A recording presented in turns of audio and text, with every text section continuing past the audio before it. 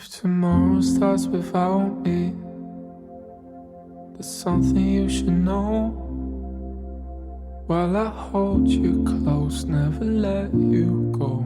Hello and welcome to The Broken Pack, a podcast focused on giving adult survivors of sibling loss a platform to share their stories and to be heard, something that many sibling loss survivors state that they never have had. Sibling loss is misunderstood. The Broken Pack exists to change that and to support survivors. I'm your host, Dr. Angela Dean. Today is our next to last episode. The next episode's coming out on March 27th. Thank you for listening so far. I am floored and humbled by the worldwide audience that we have built. Thank you so much. In today's episode, I talk with Kent. He has many different roles, and I really enjoyed talking to him about death rituals, what it was like for him to mourn rather publicly, given some of his roles, what it was like for him to struggle with the difference between intellect and heart and faith and putting that all together in his grief process, but also changes in the family dynamic. So without further ado, here's today's discussion. You're second guessing, 'cause you never know, you just never know. All right, so thanks for joining us today, Kent. I was just wondering if you could tell me and the listeners a little bit about you. Absolutely. Well, thank you for having me on. I love the fact that I am going to call you Dr. Dean. I love this. You can call me fun. Angela. That's fine. Yeah, I love it. There's to be able to accomplish what you've accomplished. Anyway, Ken Chevalier, pastor for over 25 years now, married to Erica. We've been married almost 24 years, and we together have 3 daughters, and they are 21, almost 21, 19, and almost 15, which is crazy. That is crazy. I remember that. I know. Yeah, it's unbelievable. Sorry. And now I have the privilege to serve on a group called Athletes in Action as a chaplain in the NFL, and here in Pittsburgh. Absolutely love being able to do that for my hometown team. So it's a real privilege. Nice. Wow, I can't believe the girls are that old. I guess it makes sense.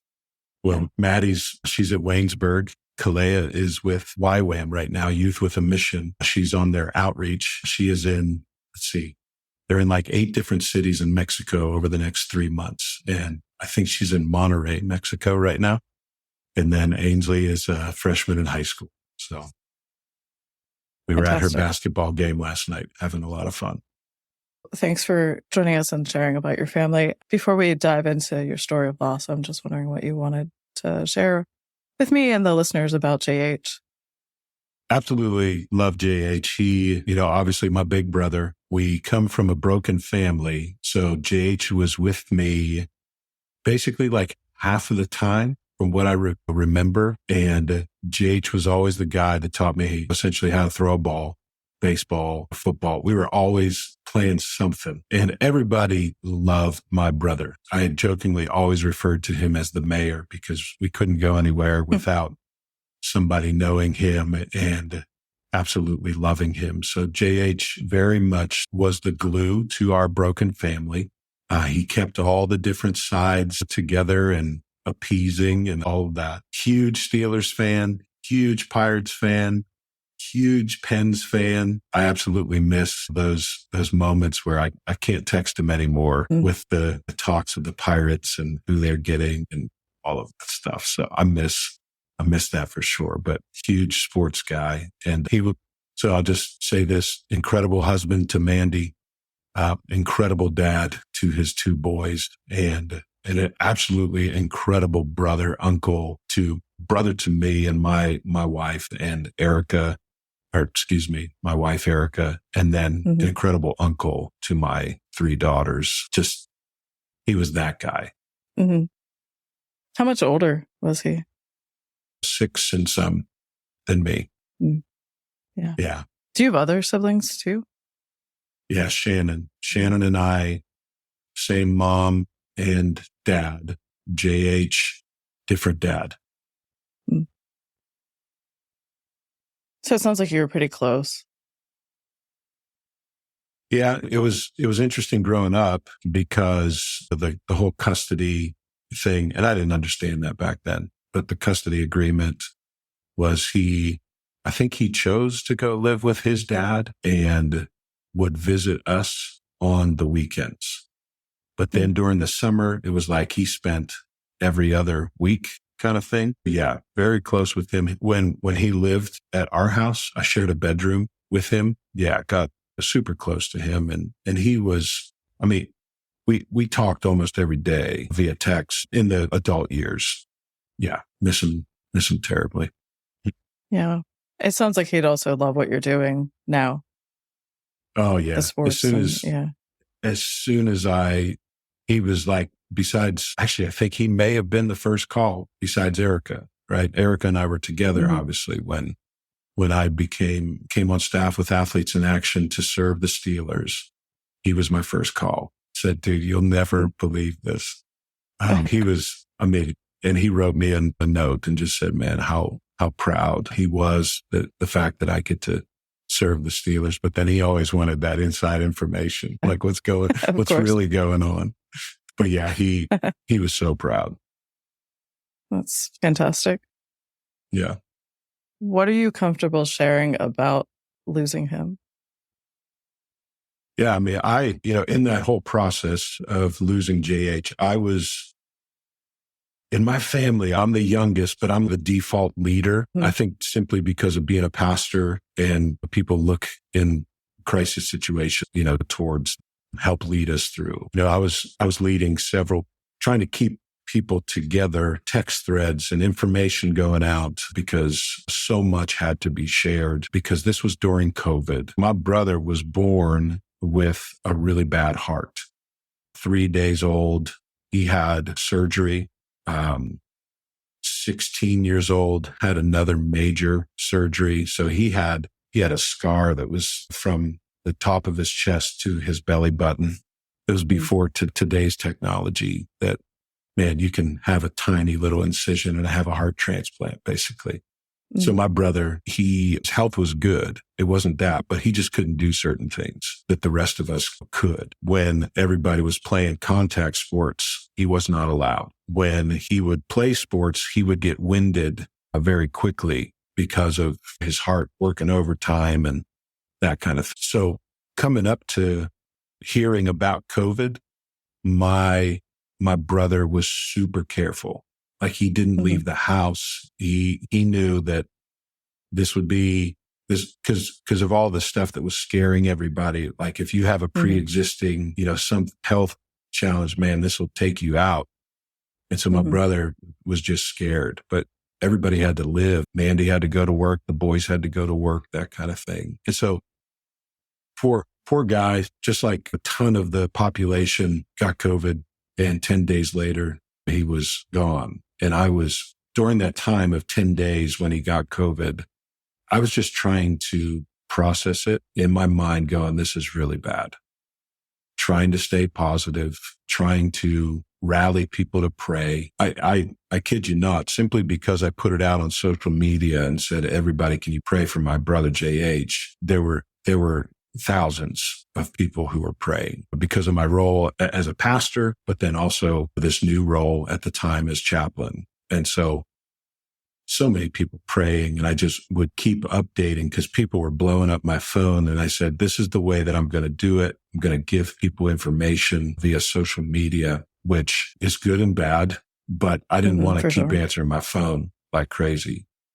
So when JH went into the hospital, like it was for pneumonia. So he had gotten sick, like it wasn't COVID yet, but he was really struggling, breathing, all this. And then I think it was pneumonia and COVID collided. And just like so many people we heard of during that time.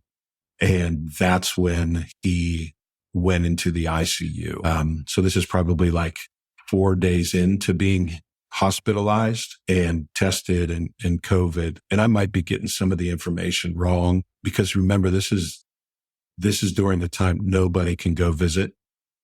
Right. So nobody's allowed in the hospitals, nobody. So it's all, if we can get information from JH in the hospital as the doctors are giving it to him, because there were times that even his wife, well, at the beginning, his wife was not even allowed to be in there. Oh. So he's alone in the ICU or in the hospital. He then gets and I remember scrolling through some of my text threads with him that I've saved. And I said, have they said anything about COVID? Because it was all pneumonia up until that point. Have they said anything about COVID? And he said, all he simply wrote back was COVID. That's kind of, and as soon as I read that, like, oh my goodness, that's when a fear struck. But me and just the way that I kind of handle that kind of stuff is I go into leadership mode at that point and started saying, okay, well, we're going to rally the troops and we're going to pray. And so I think at that point, it was from the time that he went into the hospital to the time that he died was 10 days. So it was brutal on our family and still is, to be quite honest, the ripple effects of all of this. So, and I also say this, the staff, because at the very end, and I who knows what staffs were allowed to do and not, but the hospital staff was absolutely amazing. They took care of my brother the best that they could. They made sure that the pain, because they had to intubate him, they had to flip him over, all this stuff. But I met the young man who was assigned to my brother in the ICU, and he allowed us, I don't think he was probably allowed, but he allowed us to come in so that we could say our goodbyes to him. I have video of that to try, because I FaceTimed my mom and my dad who they're 70, they're 75 at that point. And that was just to watch my mom saying goodbye to her son via video. Oh. And obviously they're older, so they're scared that they're going to get COVID if they come in to the hospital. And at that point, in my role, the NFL made a decision for tiers. And my role didn't make the necessary tier to stay in the facility. So I was no longer allowed to be near any of the players and coaches and all of that. So I was like, I'm going to see my brother. I don't care. I'm going to figure out a way to get into the hospital somehow, some way. And so they let me and my sister go into the room. And it was, we tried our best to, who knows if he could hear us at that point, but we told him what an amazing brother he is and was. And you try to say all those things that I've told him that stuff before, but I have a final moment here. This is awful. Right. FaceTimed Erica and my wife and had her say goodbye. Didn't want the girls to see him that way because he had tubes. Right. I mean, he was swollen like crazy. So it was just rough to see him in that with a big old, whatever that contraption is that goes down into his lungs. So yeah, some of those crazy memories that in the ICU there, I was just so grateful that they let us in there. Maybe that young man got in trouble for it. I don't know, but I was so grateful. Well, it sounds terribly heartbreaking. Mm-hmm. Yeah. And in those moments, it was in those moments where it's almost like I knew this is not good. This is, I don't think he's going to be able to, with his weak heart, come back from this. And so I process a lot through writing, journaling. And so I started to write because I couldn't sleep. I was up at all nights, all hours of the evening. And I just began to write and process through poetry and prayers for JH. And then after JH died, it took a turn, and I think we all process grief very differently. And those 5 stages of grief that I've studied, you think you know until you go through it. So, and I was all over the map with my emotions, and I was writing a ton, and I had a couple mentors, and even Erica said, okay, you should probably take a break, get offline and just walk through this without the social media. So anyway. Yeah. So that's interesting, right? the 5 stages of grief has since been proven to not be the most accurate because it's not linear and it wasn't based on dying or post-death. It was, I think, based on illness. But similar, right? You've dealt with a lot of grieving people in your role as well. And we think we understand that. And then it happens to us. And sibling loss is its own unique thing. So, yeah. Did you continue to write the poetry even though you weren't online and connected? Oh yeah, I definitely, because that's kind of how I process. I think in a healthy way. It was starting to turn pretty dark though, like admittedly, because I wasn't sleeping because of just all that was going on. Things like that just make you. I remember writing this piece. So when we got to the point of being able to pull off JH's funeral because COVID protocols and all that stuff, you weren't allowed really to gather groups of people. And so here we are, we're trying to plan a funeral amidst COVID. And we just all had a lot of time because we're all isolated in our own homes. And so I began to think about things like, why in America, or maybe it's beyond America, but like, why do we parade ourselves? I wrote this poem called Death Parade. And why do we parade ourselves in front of a body in this, it started to really, I was upset by it, but I started to think about it. I have a friend who is from England and he moved to America and he said, the weirdest thing about America is our funerals. He's like, why in the world do you force people right after a death to talk with hundreds, thousands of people, like days after a death, and you parade their body in front of all of those hundreds and thousands of people? And I just started to think about my buddy from England and being like, yeah, why do we do these death parades? This makes no sense. And I understand for closure and all of that, seeing the casket close and then go down into the ground. Holy goodness. Like it's almost, there's a stick. I don't know what it is, but if that's closure, I don't necessarily need that personally to have closure.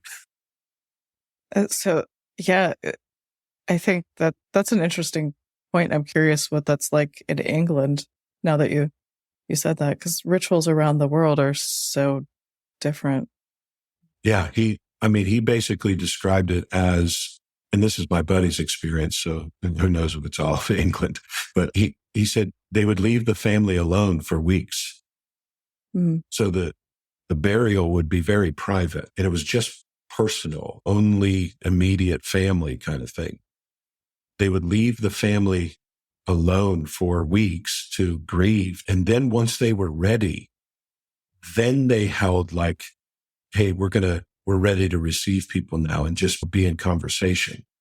And there wasn't exactly like a public service for everybody. This is his experience as he was describing it to me.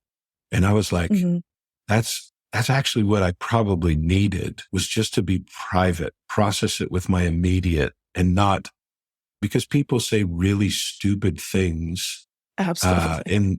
In the middle of a funeral, whatever you call that, receiving line or whatever. And some of the, you want to punch people in the throat, but obviously you can't. And in my role, I shouldn't, but like people just say stupid stuff that does not help, that in our minds, like we can have our theologies, we can believe what we believe, and intellectually it's not computing emotionally. They are battling. And so if you say to me something like, he's in a better place, I'm going to, yes, I agree, but I want him here. And then you get into a battle of people say stuff about God that is just theologically incorrect So in my role and in my position, I get mad because you're trying to comfort with bad theology. So things like that I'm just like, why do we do this? So yes, to answer your question, I did still process a ton, but I just didn't make all of that public. And I still write today. That's part of who I am. I love processing my emotions and my thoughts through writing. And who knows if someday, because I probably during that time, I wrote, I bet you 50 pieces on grief, on why do we do certain things. I wrote a piece called The Grief Anvil that essentially it feels like it's an anvil on your chest at all times. And you're carrying this anvil around with you that you're trying to process everything through and pound through. So things like that. I wrote and I wrote and I wrote. Sometimes 3 a.m. I would just be up and writing. I think that creative process is so healing because it taps into that other side of the brain, the part of our brain that's not logical, and it lets us feel the emotions. I just did an interview with someone. He painted every day for 365 days in a similar way to process. And you're right. People say stupid things. I don't think it's malintentioned, right? They mean to help us and help us grieve. In fact, I created some merchandise around this and some kind of snarky cards. One of them actually addresses that he's in a better place comment. But, people don't mean poorly. It's just very hard, like you said, to wrap the mind and the heart together around that. There should be some sort of like education on what to say or not say anything at all. Just give me a hug and move down the line. Yeah, exactly. Which is part of what I'm doing here. Yeah.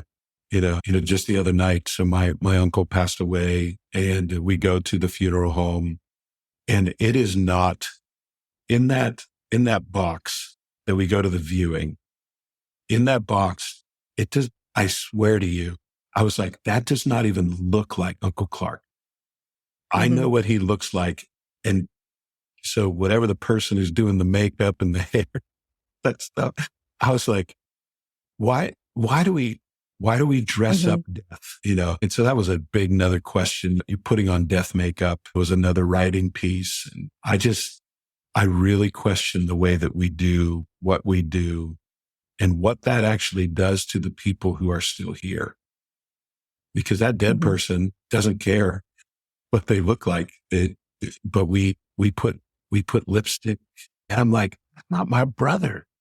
My brother would never. But I also get that I can't, if we're going to do the death parade and let people look at his body, and there's a whole nother theological, my brother's no longer there, because he is a soul having a physical experience. That physical experience is now done, and there's separation of soul and body in that moment. So what made my brother that body bag, or that flesh tent, what made him is now gone. His soul has left his body. And you could just tell Uncle Clark, my brother, they do not look like them because of that moment of separation. And so I just get really bothered. I probably wouldn't have, and my dad was at the funeral with Uncle Clark, but I wouldn't have gone up to his body because I don't do that any longer. I just don't go up to people's bodies. Like, why do we do that? Makes no sense. Anyway, sorry, I'm off on a tangent. Oh, no. I think that was a good tangent. Is it hard for you to remember your brother without remembering the ending? No, that's a part of the memories. I'll never be able to unsee the ICU, those moments. You can't unsee that stuff. But I remember all of the great stuff as well. I want to remember all of that more. And because we grew up in a very blended family, there's a lot of junk in there that I also remember. So it's all like a conglomeration of good, bad, death, but then also grieving with hope. I know beyond a shadow of a doubt that I get to see my brother again. So it's like, I remember some really great things surrounding the Steelers Super Bowls that my brother and I participated in together. And the one Super Bowl where the Steelers played up in Detroit, and Erica and I were living in Detroit at the moment. And I got onto the ESPN where they were doing some commentary, and I was jumping in the back so that if I got on TV kind of thing. And my brother, he calls me right away and he goes, "Dude, are you jumping up and down on ESPN right now?" I was like, "Yeah, that's me." So he kept that. This was back when you could, DVR very quickly, rewind it and all that stuff. And so he kept that the whole time. And he just loved watching everything Steelers, Pirates, Penguins. And so the fact that he saw me, like, we always just shared that. And he would joke when I got into the role that I am now. He's like, "Are you going to jump up and down on the sidelines so I can see you?" Stuff like, but I mean, Did you? No. Oh, I stay away. I don't want to be on that camera. If I'm on that camera, I got to get off quick. But yeah, he would always text me, "Hey, saw you today on the sideline," real quickly. But there's so many great memories of JH that outweigh the ICU moment. But that's cemented in there as a really rough moment of transition to heaven. Really painful way to go. I mean, I feel so bad that he was all, I say this because a portion of what I wrote during that time was that my brother was all alone. But now the more that I think about that, he had an amazing team of doctors, physicians, nurses who were caring for him.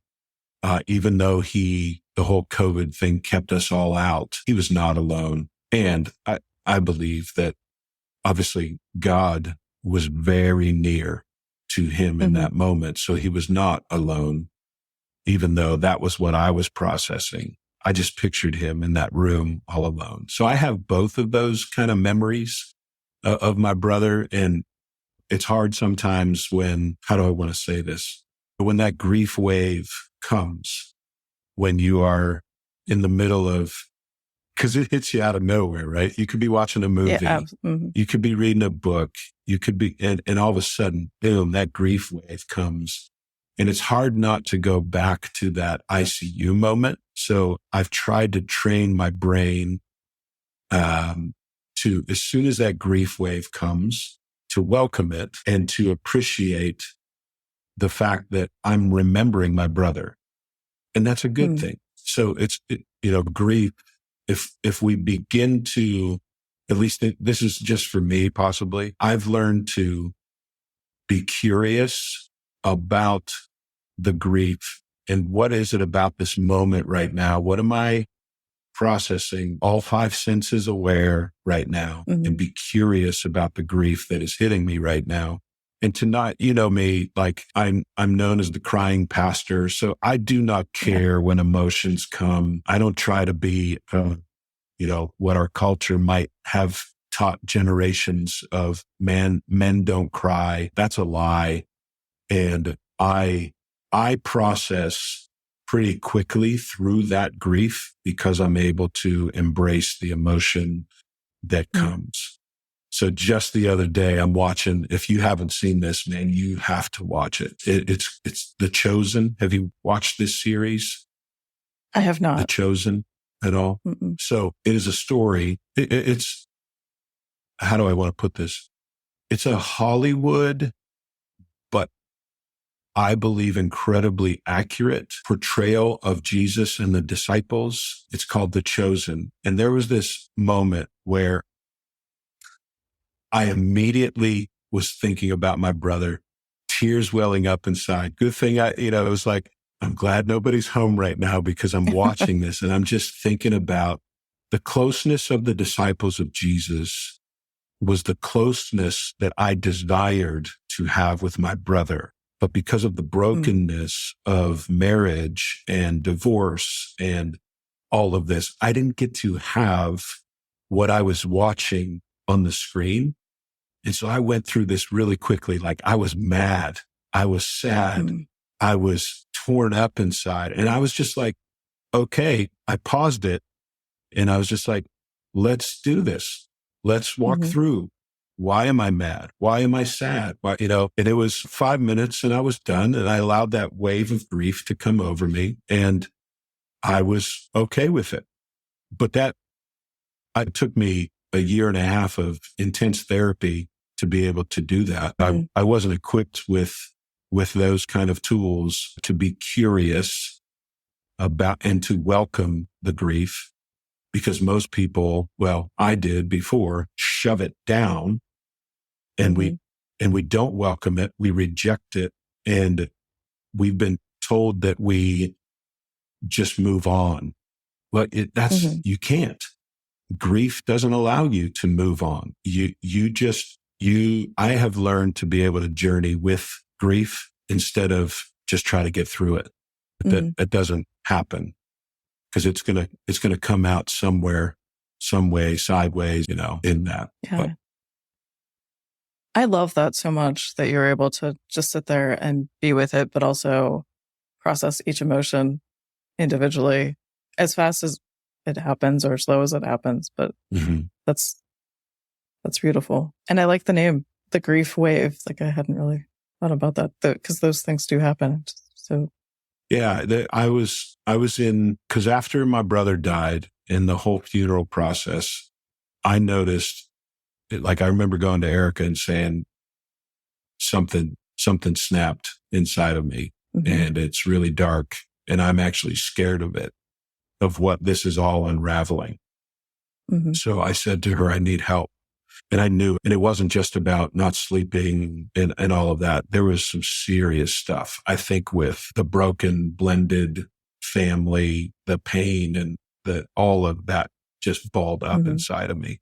That, by the way, I thought I had dealt with, but only really scratched the surface. And so I submitted myself to searching for a trauma therapist, and some of the things that I've walked through in my life that have happened to me, and just I could spend hours telling you just the pain of every family has this, but the pain of our wonderful family and what that has done in me. I said to Eric, I need help. So I need help to process this. I did a therapy intensive, 5 days, 8 hours a day. It was rough, but it was so good. And that counselor is the one who gave that image of essentially when we're little kids, we love when those waves come, right?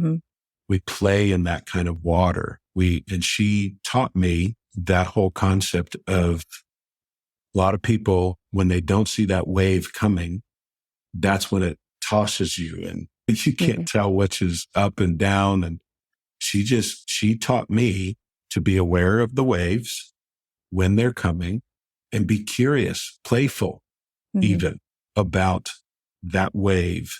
And so she's the one who taught me about the waves of grief and welcoming them and playing in them, so to speak, being curious about them. So she really, I'm so grateful for her and the journey that she allowed me for about a year and a half to be with her. So very grateful. That's fantastic, because as a mental health professional myself, but also in talking to people, like training on grief varies, but also especially around sibling grief and trauma. So I'm so grateful for you that you were able to find adequate, well, more than adequate, very good help. Yeah. And it also sounds like Erica knew when to point you to.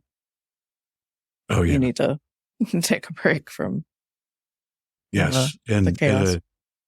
And a mentor. What's wild is that they hadn't talked to each other, but within the same day, they both confronted me lovingly and said, hey, might be wise to get off social media and not be talking to anybody right now. And so I was like, okay, God, you're getting my attention. Yeah. So yeah, I often say that the Holy Spirit sounds a lot like Erica. Yeah. So in that time period, when did JH die? I know it was during COVID, So, but yeah, November 29th, 2020. So right okay. at the height of COVID. Yeah. So before vaccines and treatments and all of Yeah. that. Yeah.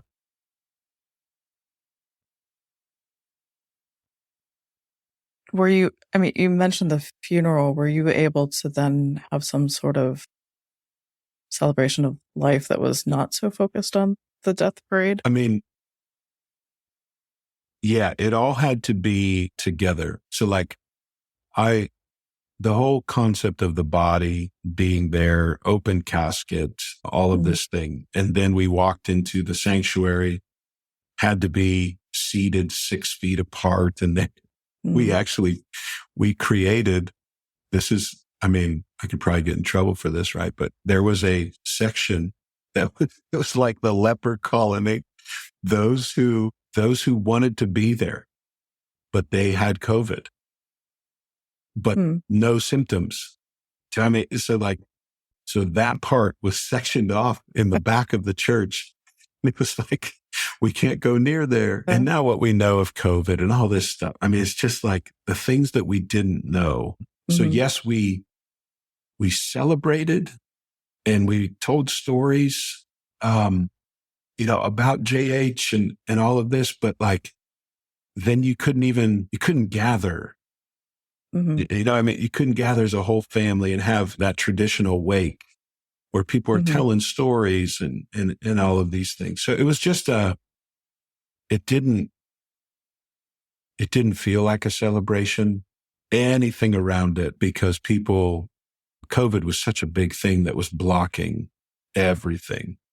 And so because of that, even families were fighting about, we shouldn't do it this way, or we should do it this way because of COVID. Masks and non-masks and all of that stuff just really clouded any celebration. And so when we went to the graveside, it was so cold and everything. We did everything inside, so people couldn't be together. It was just weird. And I think that led to more anger and frustration, bitterness, all rising up within me personally. And so all of that celebration stuff really, in my opinion, we didn't get to fully celebrate. Yeah. And what I know about you from having known you for a while is that community and discipleship and being together is so important to you, and not being able to do that in the time of that need was probably adding to the grief and loss. Absolutely. And then when you are from a blended family, and, when moments of crisis happen like this tragedy, this is when everything that you're in that pressure cooker. And so everything is heightened, because now my brother, unfortunately, would eat 4 different families trying to weigh in on what should happen. And so it was just, and I love them all. I absolutely do. I love them all. It's just the complication of it all is what crushed my heart. The complexity of broken, blended, and I'm not even speaking against any blended or broken. Like, it's not that. It's my particular family. It was heartbreaking to even see how people were grouped because of the COVID protocols.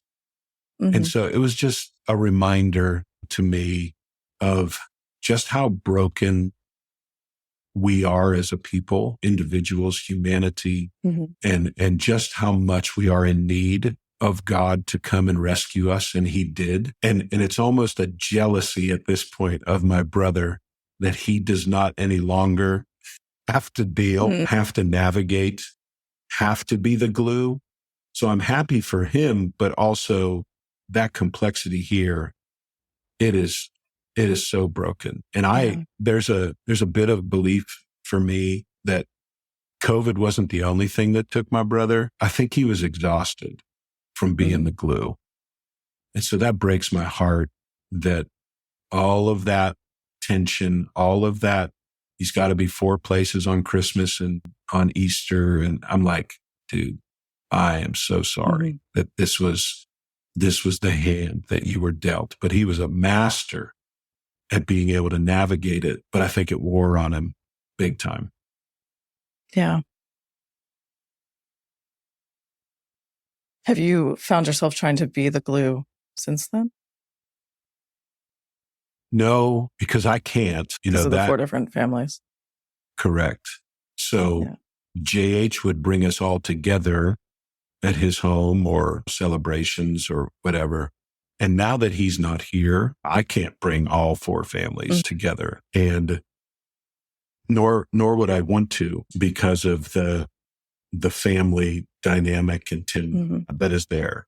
But that's even within my nuclear family, there's just been a gap that's missing because now, like, if you think about it, with my brother not being the glue, I'm not going to see their family as much and not know fully what's going on with them because there was tension there that JH minimized. And so I can't be the minimizer for his nuclear family. So yeah, there's a dynamic there that is it's a part of being a blended family that because JH is no longer there, that they're like, well, we really don't need to be at this function. So that's really sad, but I can't be that.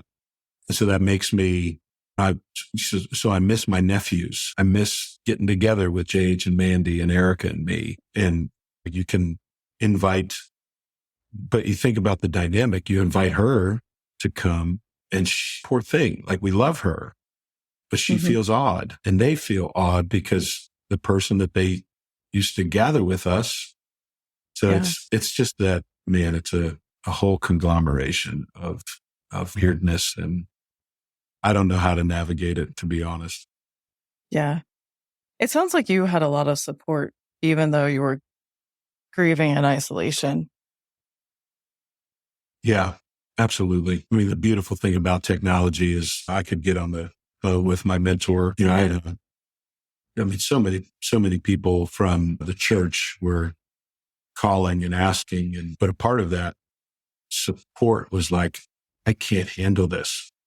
I can't handle the questions. I can't handle. So I really tightened my circle, and I just said, like, if it's not these 3 people, so it was my best friend, it was Erica, and then it was my mentor. If the calls weren't coming from those 3 people, text wasn't coming from those 3 people, I was like, I can't. I just, I don't have the emotional capacity right now to be able to handle the number of conversations. Because in my role, and I love it, so don't get me wrong, but in my role as pastor and chaplain, like, a lot of people were reaching out, and I'm so grateful for that. But I couldn't answer them all. So I had a ton of support, but those 3 in particular were my rocks. And I really tightened down my circle of trust in that moment. And that was something that I guess I could include in my circle of trust there, my therapist in that. So 4 people that were really holding my arms up, so to speak, to help me through it. Yeah. Thank you for sharing all of that. I think setting those boundaries is it's hard to do, especially given your role, but it sounds like it was definitely the right move for you. Yeah. And I'm a people pleaser by just personality. And I think that my role, I don't know how to describe it, but it sort of feeds into that because I just want to serve everybody and help anybody. But when I started to put that circle of trust and tighten it, it ticked off a lot of people, and they didn't understand. And I didn't have the emotional capacity to help them understand. I don't have to help you understand when I just got knocked 10 ways sideways, and I don't have to explain anything to anybody right now. And that was hard for me to accept because I love people. I love my church. I want to live a life where I love everybody. Come, let me give you a hug. I was incapable of that in that moment. And so while I had that support, a lot of people got mad at me, which then makes, once I kind of got healthy again, and still on that journey, by the way, once I got clarity of sleep and some distance and some listening to wise counsel, I began to question maybe the motive of some people's support. And like, man, I don't know how to navigate what you want from me. And should you want something from me right now? But in a leadership role, I think that comes with the territory. And when you're seen as a leader in a family or a community, and I think I put this pressure on myself, by the way, that I feel like I have to help because that's what I'm called to do. But in a moment where I needed the help, I didn't know how to receive the help. There was a obvious gap there that I think I made some people upset by my lack of response, and I can't do anything to control that. But I also, part of who I am is I feel bad that like, I feel like I owe you an explanation, but up here, I know that I don't. It's just my heartstrings, I guess. Well, it goes back to that whole metaphor of the airplane mask, right?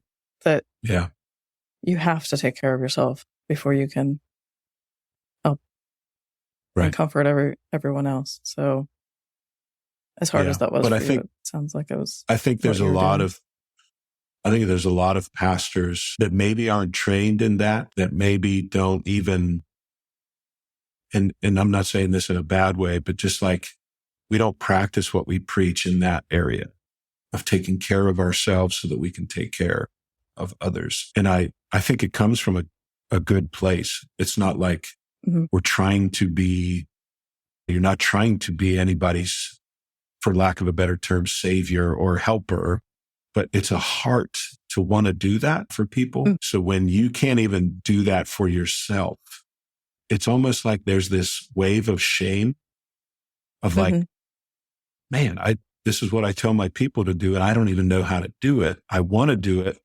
but I can't. So then there's this like, what's wrong with me? Because I should be able to do this. So anyway, there's a whole bag of fun mixed emotions right there. I mean, it's the same in my role, right? Like we're always wanting to help other people and do that. And I told this story other times, but my brother died on a Saturday. I took Monday off. I decided since the funeral wasn't until the end of the week that I would go back to work on Tuesday. I promptly left because how can I take care of everyone else? I'm like grieving, right? Well, thank you for all of that and the vulnerability and the honesty. I want to wrap up with the same question that I wrap up with everyone. And you hinted at some of this, but what is your one or two favorite memories of you and JH? Yeah, I love this because I've got so many. So JH used to live with us when I was little. So I think it was when I was maybe 7 or 8 that JH went to live with his dad. So this memory comes when I'm probably 6 or 7. I am so excited for Christmas morning. My brother and I, so my parents lived in they bought a 2-bedroom home, but my dad converted, I don't even know how he did this, but he made it into a 3-bedroom house, put up a wall, very thin wall between me and my brother's room and Shannon's, my sister's room. And we would have to go through her bedroom to get out to the living room because it wasn't a real room, if that makes sense. So I just remember being so excited because my brother and I, when I was little, had to share a bed.